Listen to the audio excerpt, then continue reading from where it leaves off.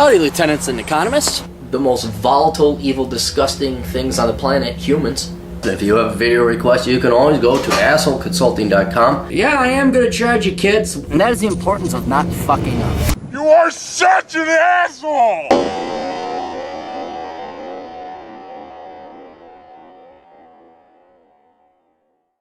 Asshole Consulting, you can go there. Send your questions so America's older brother might kick your ass and give you the elderly brotherly advice you need, but your father wasn't around to give you. Hey Aaron, please keep me anonymous. I would like a video request. I'm a 19-year-old male who received a lawsuit settlement worth approximately $100,000. I have a paid-off car, no student loan debt or debt of any kind. I have $2,000 in savings and $3,000 investments already. I'm wondering what to do with this money. All right, just so we know, I cannot tell you specifically what to do with the money. I can only give you options and tell you the pros and cons of those things. You inevitably have to make the choice yourself. I teach a class online. Not that you guys really bother me with this, but I teach it. It says, disclaimer, I cannot provide individual specific investment.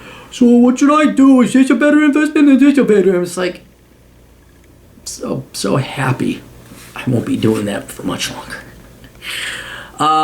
Anyway, so just so you know, I'm only giving you options. You must lead your own way to figure this out, all right? My job is to join the military. I'm applying now. I believe that if I work 15 years in the military, I save almost all my paycheck, I can retire. Yes, according to conventional investment retirement theory, read Early Retirement Extreme and follow Mr. Money Mustache. Read my book, Poor Richard's Retirement. You build up a nest egg, roughly $300,000 to $500,000. You throw it into your average mutual fund that's well diversified. You take your 5% out. That should last you amortized over the number of years until your ultimate demise. All right? So that is in general, I don't want to say a good plan. That is the general ballpark plan.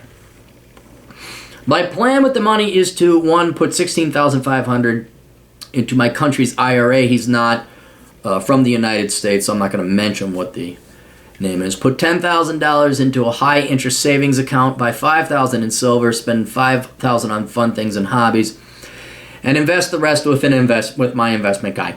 Not bad, not bad. You get your tax deduction retirement plan right there.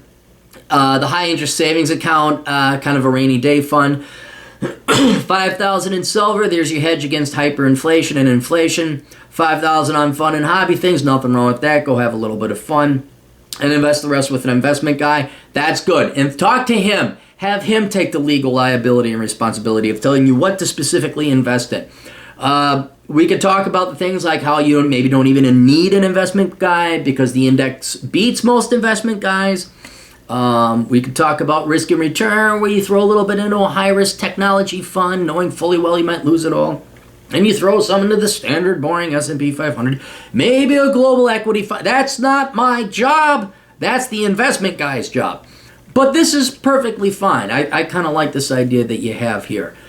So my question to you, Aaron, is does this look like a good plan? Also, any tips on how to deal with this money?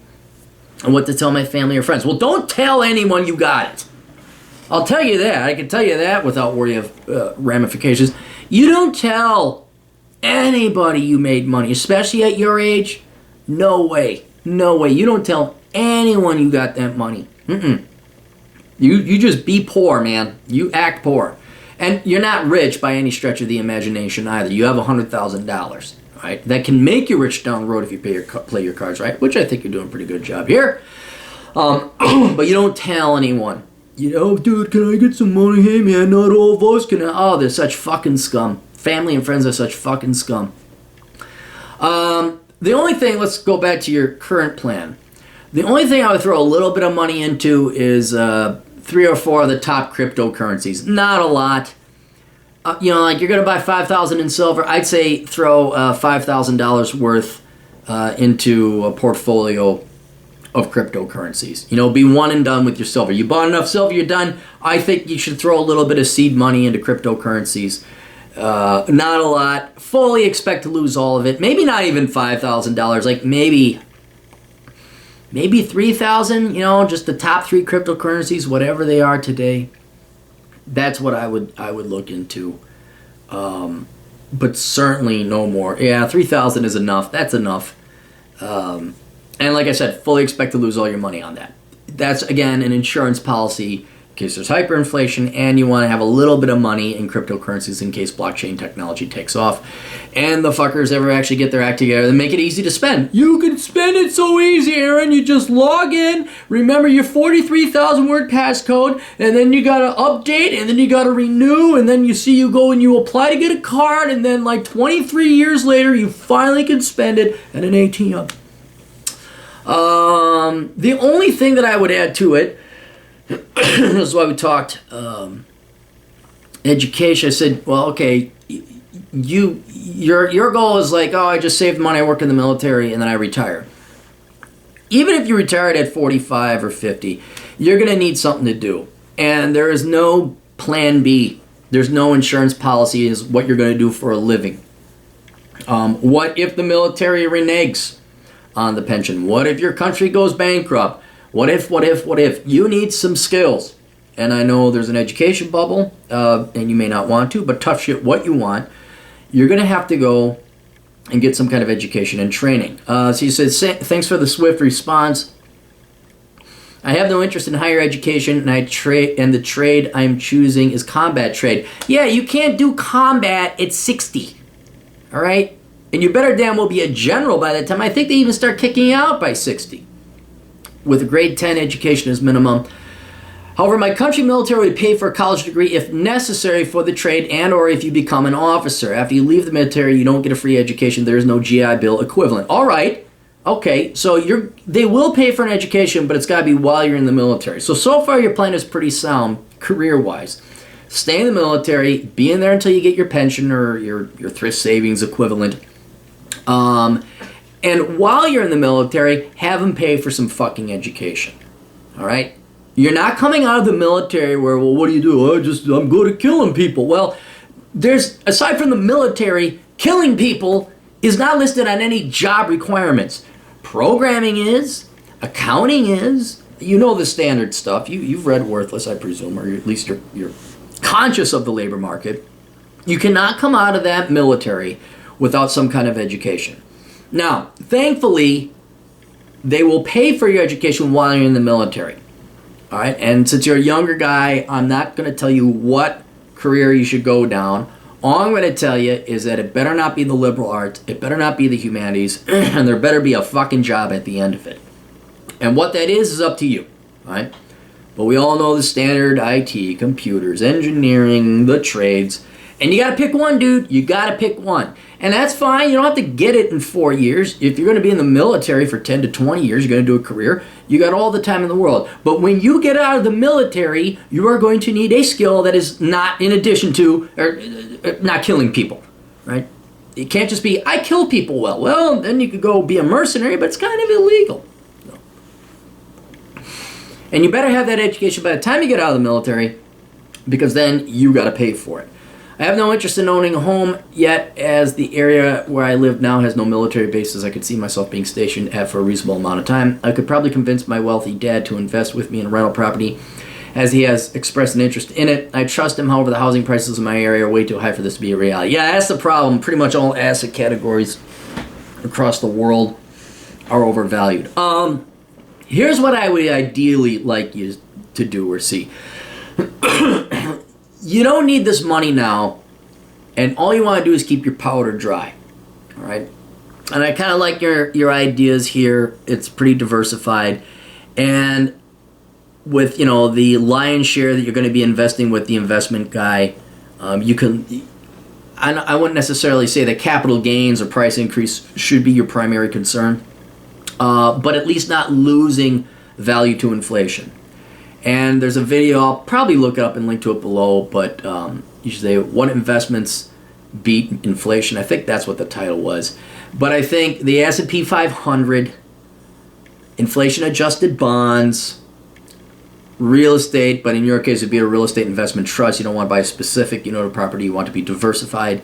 So, and again, there's no guarantee that these things, but a well-diversified portfolio of investments I think should do the trick. Again, there is no guarantee, but if you, if your investment guy is good, or you just do a little bit of research on your own and come up with a diversified investment plan yourself, that portfolio, maybe a third real estate, a third well-diversified stock fund, and a third, maybe a little bit high risk or something like that. By the time you put your 20 years in, that portfolio, in theory, should at minimum not lose value against inflation. It could. You could lose all your money. Don't come complaining to me if you did. All right? I warned you about it. But you got to kind of put your money somewhere. A lower risk thing would be an inflation-adjusted bond, depending on whether your country's government offers that or not. That'd be lower risk. A well-diversified bond portfolio that just pays enough interest to keep up with inflation, that's another thing. But your investment guy will take care of that. Larger point being is you just want to keep your powder dry, ideally with a little bit of price appreciation. It goes up in value. So that when you come out of the military, you might have enough money to certainly still have your original $100,000 adjusted for inflation, or maybe you got a little bit more. You could buy yourself a decent house, or put a hefty down payment on a house, or find a small house in the middle of frickin' nowhere. You buy a cheap house. But that, I think, should be the minimum goal, is keeping your powder dry. So that investment question you had is taken care of. But your overall plan, the only flaw I see with it are two. One, get a little bit of cryptocurrency in there. And two, again, killing people is not, you can't major in killing people. All right, and then go work in the private sector. You need a career and a job and a skill after you get out of the military. So go please get one while you're in the military. And then at that time, you don't even have to wait till you get out of the military 15, 20 years from now. Some investment opportunity might come up where that $100,000 will have an obvious use. Say, oh yeah, I should use it for this. But right now, man, squirrel that sucker away. Well-diversified portfolio. Just let it sit, take care of itself. And then when you get out of the military with a good skill or trade, hopefully, ideally, 20 years, maybe you have $300,000 or $400,000 adjusted for inflation. And then you can figure out what to do then, revisit this question then. But yeah, because I agree, every asset category is overpriced. Real estate's overpriced, stocks are overpriced. It's, the only reason you invest nowadays is so that as everybody's country keeps printing off money, you're just keeping up with inflation. It's really that nowadays. So, hold on to it, be wise with it. Sounds like you're being wise with it for now. Get a good investment guy or learn about investing yourself. But more importantly, the biggest flaw is that just go into the military and that'll be it. No. You gotta come up with a plan B. Because you're gonna need a plan B. You will stop working in the military and then you're gonna need a plan B, which is going to become, guaranteed to become your plan A. Alright, that's it. You guys got questions, Captain's got answers over at assholeconsulting.com. Read Bachelor Pad Economics. A lot of financial advice in there. Poor Richard's Retirement. Worthless, Reconnaissance Man, all good books for all young boys and girls out there on how to manage your retirement planning. And please, for fuck's sake, Christ, do. Please do. Because I got clients, guys, every freaking day. And they're old and I got to look at them and tell them, you're not going to retire. You have fucked up. You pissed away your money. You did not plan. Please plan now while you're young. All right? Plan now. You got to go to college. I know, I'm not saying invest in a 401k IRA now. But when you get out of college, work a second job, pay off your student debts, and then start investing somewhere. Right? No, you're going to get a triple doctorate in creative writing. Then I'm going to go to Paris, and then, I'm going to get a bunch of dogs. I'm going to start a cupcake store, a sports bar.